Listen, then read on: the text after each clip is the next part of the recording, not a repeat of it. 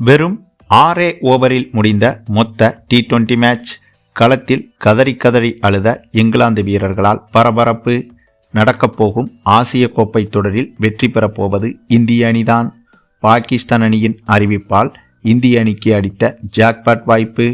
28 பந்தில் சர்வதேச கிரிக்கெட்டில் அதிவேக சதம். உலகின் நம்பர் 1 சாதனையை படைத்த இந்திய வீரர். அதாவது இந்தியா மற்றும் இங்கிலாந்து அணிகளுக்கு எதிரான கிரிக்கெட் தொடர் தற்போது நடைபெற்று வருகிறது.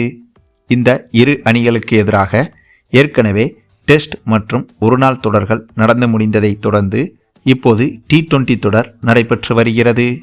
அதில் சமீபத்தில் நடைபெற்ற ஒரு T20 போட்டி ஒன்றில் வெறும் 6 ஓவரில் இந்திய அணி வெற்றி பெற்று இங்கிலாந்து வீரர்களை கதிகலங்க வைத்திருக்கிறது. ஆமாங்க, இந்த போட்டி தொடங்கி முதலில் பேட்டிங் செய்த இந்திய அணி ஆரம்பம் முதலே அதிரடியாக விளையாடியது. அபிமன்யு ஈஸ்வரன், கருண் நாயர், நிதிஷ்குமார் ரெட்டி, வாஷிங்டன் சுந்தர், ஹார்திக் பாண்டியா, அக்சர் பட்டேல், சூரியவன்சி என இந்த அனைவரும் இந்த போட்டியில் பேட்டிங் செய்திருந்தனர். அதுவும் ஆரம்பம் முதலே அதிரடியாகத்தான் விளையாடியிருந்தனர். இதில் அபிமன்யு ஈஸ்வரன் முதல் முறையாக அரை சதத்தை கடக்க, அதற்கு பிறகு கருண் நாயரும் ஹார்திக் பாண்டியாவும் சேர்ந்து மீண்டும் ஒரு அதிரடியான பார்ட்னர்ஷிப்பை கொடுக்க, அதற்கு பிறகு கடைசியாக களமிறங்கிய நம்ம சூரியவன்சி வெறும் 11 பந்துகளில் 7 சிக்சர்கள் 2 பவுண்டரிகளுடன் அதிவேக அரை சதத்தை எடுக்க, இதனால் இந்திய அணியின் ஸ்கோர் 20 ஓவர்கள் முடிவில் 268 ரன்கள் வரை சென்றுவிட்டது. அதன் பிறகு இந்த போட்டியில் சேசிங் செய்ய களமிறங்கிய இங்கிலாந்து அணியோ இவர்களும் ஆரம்பம் முதலே அதிரடியாக விளையாட நினைத்து அதன் பிறகு சொற்ப ரன்களில் ஆல் அவுட் ஆகினார்கள். மேலும் இந்த போட்டியில் முகமது சமி பந்து வீசியிருந்தார். முகமது சமிக்கு நீண்ட நாட்களுக்கு பிறகு இந்த போட்டியில் விளையாடுவதற்கு வாய்ப்பு கிடைத்தது. அப்படி கிடைத்த வாய்ப்பை சூப்பராக பயன்படுத்தி கொண்ட இவர் இந்த போட்டியில் இவரின் திறமையை மீண்டும் நிரூபித்து காட்டினார். அதாவது போட்டி ஆரம்பித்து முதல் ஓவரையும் 3வது ஓவரையும் வீசிய இவர் இந்த 2 ஓவர்களில் 5 விக்கெட்டுகளை வீழ்த்தியிருந்தார். இவரை தவிர்த்து அக்சர் பட்டேல், வாஷிங்டன் சுந்தர், ஹர்ஷ்தீப் சிங் உள்ளிட்டவர்கள் 1 விக்கெட் 2 விக்கெட் என வீழ்த்தியிருந்தனர். இதனால் 6 ஓவர்களுக்கு முன்பாகவே இங்கிலாந்து அணி மொத்த விக்கெட்டுகளையும் இழந்து வெறும் 49 ரன்கள் மட்டுமே எடுத்து ஆல் அவுட் ஆனது. அந்தளவுக்கு இந்திய அணியின் பந்துவீச்சு என்பது இந்த போட்டியில் வெறித்தனமாக இருந்தது. மேலும் பேட்டிங்கிற்கு சாதகமான இந்த மைதானத்தில் இந்திய அணி 250 ரன்களை கடந்த போதும் இங்கிலாந்து அணியால் 50 ரன்களை கூட தொட முடியவில்லை. அதற்கு காரணம் அனுபவம் வாய்ந்த முகமது சமியின் பந்து வீச்சு தாங்க. அது மட்டுமில்லாமல் இந்த போட்டியில் மேன் ஆஃப் த மேட்ச் கொடுக்கப்பட்டது என்னமோ நம்ம சூரியவன்சிக்குத்தான். ஏனென்றால் இவர்தான் மிக மிக அதிவேக சதத்தை எடுத்திருந்தார். மேலும் இங்கிலாந்துக்கு எதிராக நடைபெற்ற ஒருநாள் தொடர்களில் கூட இவரின் அதிரடிதான் இந்திய அணிக்கு 3 வெற்றிகளை பெற்றுக் கொடுத்தது.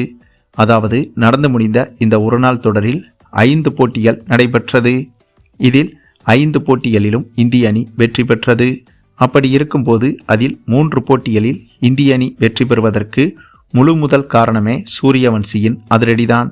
இப்போது அதனைத் தொடர்ந்து T20யிலும் இவரது கால் தடத்தை பதித்து வருகிறார்.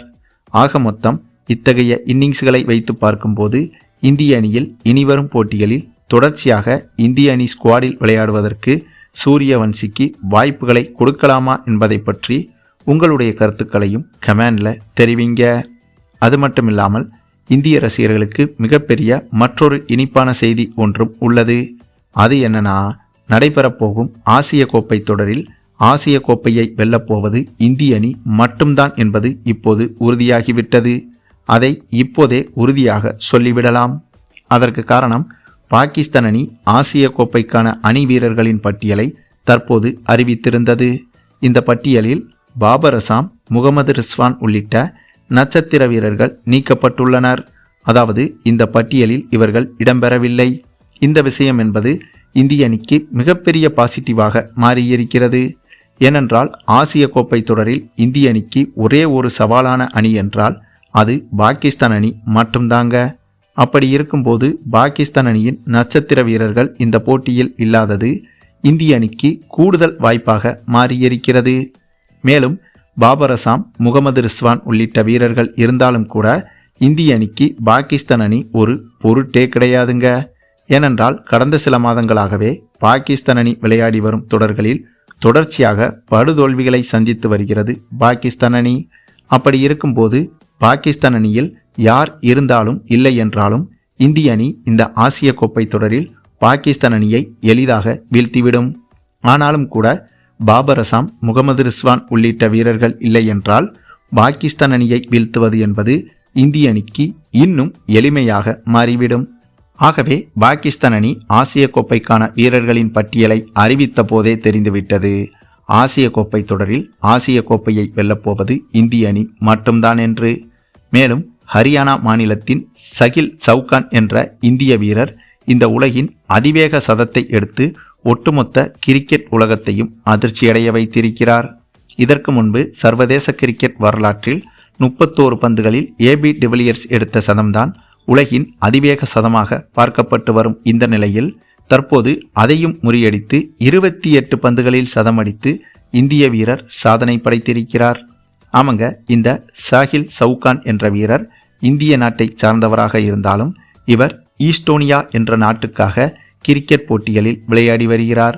அப்படியாக சமீபத்தில் ஈஸ்டோனியா நாட்டுக்காக பேட்டிங் செய்ய களமிறங்கிய இவர் எதிரணியான சைப்ரஸ் என்ற அணிக்கு எதிராக அதிரடியாக விளையாடி வெறும் 28 பந்தில் சதம் அடித்ததோடு மட்டுமில்லாமல் மொத்தமாக 41 பந்துகளை எதிர்கொண்ட இவர் 144 ரன்கள் எடுத்து 351 ஸ்ட்ரைக் ரேட்டில் விளையாடியிருக்கிறார்.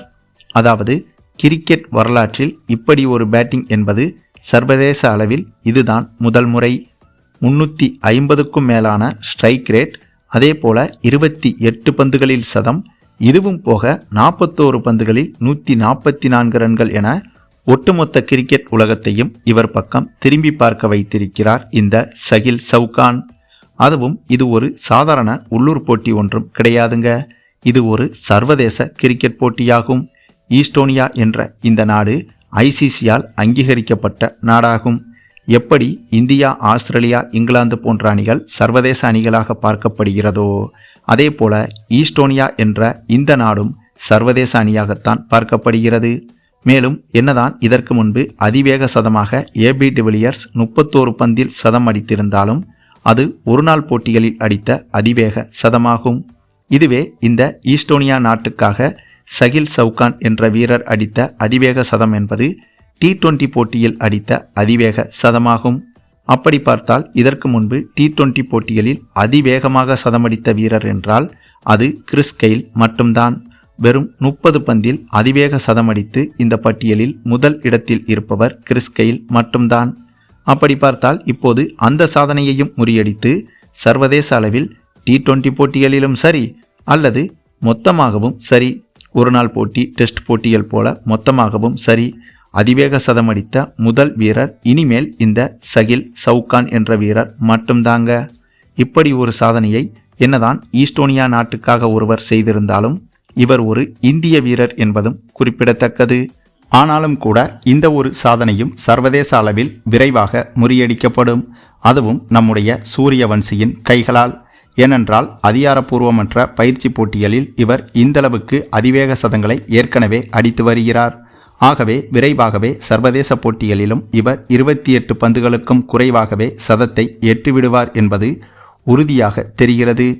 சரி, நீங்க சொல்லுங்க, ஈஸ்டோனியா நாட்டுக்காக 28 பந்தில் சர்வதேச அளவில் அதிவேக சதத்தை அடித்த இந்த இந்திய வீரரின் இந்த ஒரு பிரம்மாண்ட சாதனையை பற்றி நீங்க என்ன நினைக்கிறீங்கன்னு உங்களுடைய கருத்துக்களையும் கமெண்ட்ல தெரிவிங்க.